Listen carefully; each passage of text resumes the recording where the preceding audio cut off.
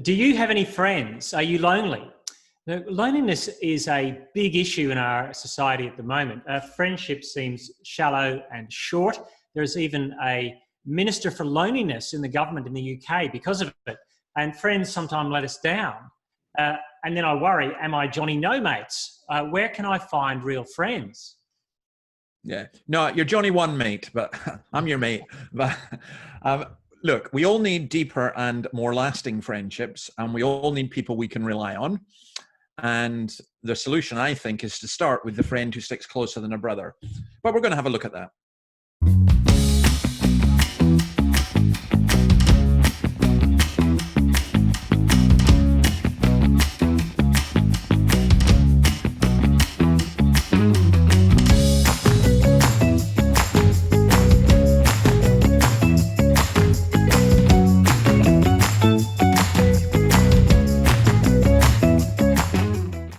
I have, Steve, I have 5,000 friends. In fact, you cannot join my friend list because Facebook doesn't believe I can have more than 5,000 friends. If it wasn't for the limit, I would have 50,000 friends. But really, how many friends do I have that I can visit or call at 3 a.m. in the morning? I put the call bit because no one's allowed to visit you, locked away still somewhere in Perth. We'll be having this conversation in 10 years' time. I watched a documentary about Sydney where there were several women from the northern beaches. I didn't know this, that they had friendships in rugby clubs. And apparently 1.5 million people in Sydney go to these rugby clubs every week. I'm going, what? To watch rugby? Well, they used to before COVID.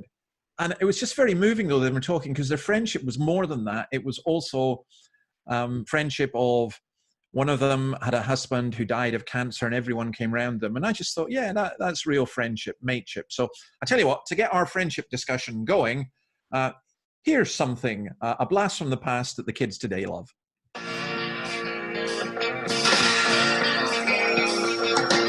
No one told you that was gonna be this way. Job's a joke, you know, love that's the old way. It's like you're always stuck in second gear. But when it hasn't been your day, your week, your month, even your year. But I'll be there for you. When the rain starts to fall, I'll be there for you. Like I've been there before, I'll be there for you.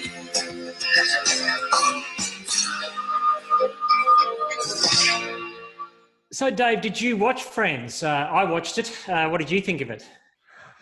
I watched it, and I don't know. I sort of liked it. I felt it was cheesy, but it was very well done. And, you know, some of the concepts I thought were good.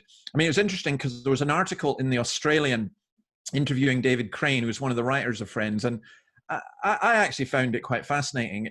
Friends is probably one of the last what we would call water cooler programs. Do you know what I mean by that? Yeah, I know. Look, I think you're right. I remember, 25 years, isn't it, since Friends? Yeah. And just before I got married. So I remember it being discussed. It was a church water cooler situation. It was people racing home from something to watch Friends and then talking about it the next day. Yeah. And, those weddings. And it evolved like a series should into deepening the relationships and then blowing them up. And I thought that was... that looked good, I think. It took us with them. Yeah. And I've been there, I mean, for, you know, it's like real, but Central Park and the cafes and everything. And yeah, there was definitely that culture, which I thought was really good. Craven says at one point, it's that time in your life where friends are your family. And I do think that, maybe we're just getting old and crotchety, but I think deep friendships are harder to come by today. Yeah, look, I think when I read the statement like that, it's because then things get busy and family comes in and you create a family. And the friendship groups you have, the ones I value the most, I've had 3 or 4 friends for the last nearly 30 years. Yeah. And they're what I call my no people. They can say no to me. They're people that I trust enough to say, but that takes a long time of gardening that kind of friendship into maturity. You can't just spring it up overnight. Yeah. Yeah. I don't think you can. And I also think there's a paradox here We'll maybe look at this as well in terms of social media. It seems to me, thinking out loud, that in a world of social media, which is supposed to connect people, in one sense, we've become more disconnected, particularly in terms of friendships. And look, I think that's the whole thing about you can do a lot of different things has been flipped on its head recently, that you can do one thing well over the course of your life, like a craft, and people are sort of going back to that. Do you think that people, because of social media and the thinning out of your 5,000 friends that you have, all of them ready to phone you at 3 a.m. in the morning, do you think that that has lost connection with maybe a couple of people that you might have been deep friends with? Is it possible to curate 5,000 people and lose the time to spend time with 3? I think it is. I think it's also, it's probably worse than that. I think you create this illusory world on social media thinking that people really do care when you get the thumbs up and all that kind of stuff. And actually they don't. And a friend, I like your definition of a friend as being someone you could say no to. What other kind of different types of friendships do you think there are? Well, I think there's friendships for seasons, and that sounds odd, but I do think that people come into your life for a time and then they go. But you do make deep connections with people and then things change. And then you grieve the loss of that friendship for one reason or other. It might be time, it might be distance, it might be just circumstance. I think the quote in that article, which I thought is most poignant, is about the series Friends. I think a show about human connection may be even more resonant in a time when it's ever more difficult to achieve. And you think, that's why millennials are watching it. Yeah. And they're loving it because they're thinking, I would love that. You know, I'd love to go to a cafe and just hang out with people. I remember once being in New York, actually, and watching this lady who came in who was obviously incredibly wealthy.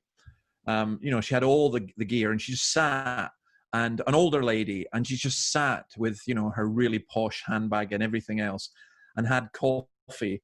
And I realized what she was doing. She was so lonely that she actually just wanted to go to a cafe to give the, you know, to be amongst people, even if she wasn't even speaking to them.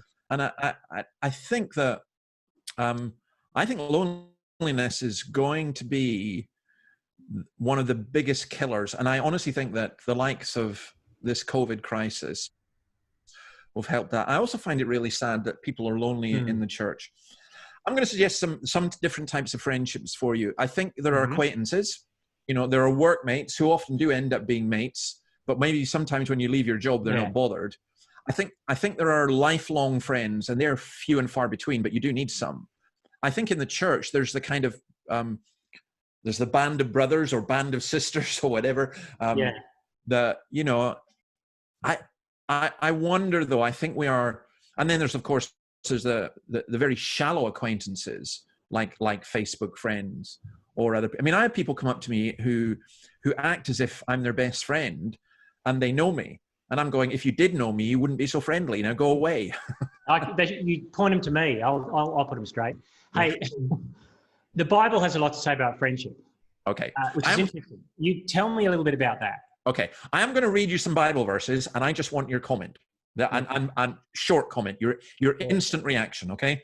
Yeah. Proverbs 18:24. One who has unreliable friends soon comes to ruin, but there's a friend who sticks closer than a brother. Tell me who that friend is. That would be the key. It's me. I'm not the unreliable one. No. Yeah. Well, obviously, I think of that in terms of Jesus. So John 15:12, my command is this: love each other as I have loved you. Greater love has no one than this, than to lay down one's life for one's friends. That amazes me that Jesus would say that to the disciples, that God the Son of God, would say that of us, of people who are broken and, you know, need fixing. Amazing. And that's a level of friendship that goes way beyond mateship even. Yeah, it does. Yeah. It's the polar opposite of Facebook friends. You know, Proverbs 27:9, oil and perfume make the heart glad, and the sweetness of a friend comes from his earnest counsel.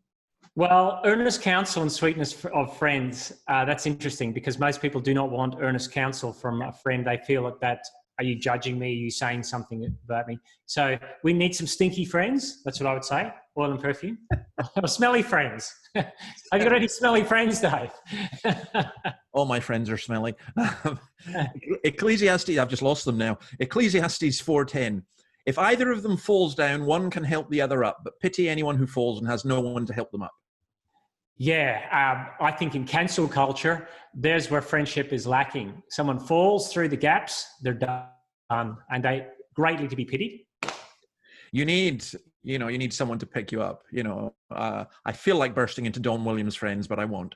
John 15:15. I no longer call you servants, because a servant does not know his master's business. Instead, I've called you friends, for everything I learned from my Father I've made known to you. That shows to me that at the heart of God is deep friendship relationship. And there's something about deep friendship, about God, with us, that's deeply relational. Yeah. And I also think of it this way, that a friend is somebody who does open their heart to you. And, you learn something, you pass it on. And Jesus is saying, I got this from the Father, I'm passing it on to you. I find that mind-blowing. Yeah. Right. Friend, I'm going to love you and leave you. Yeah. Because we're mates, we're buds, or whatever the Aussie term is. Yeah. Next week, I'm not sure what I'm going to do. I was going to reflect on the American election, but I'm so depressed by the debate that I'm not sure we will. We may look at, connected with this in terms of friendship, we may look at The Social Dilemma, the new Netflix documentary. That's a good idea. I think, yeah. And we'll get to the American election at some point when we all want to slit our wrists. Yeah, well, we just demonstrated it by two old men talking over the top of each other. See you next week. See you next week. Bye.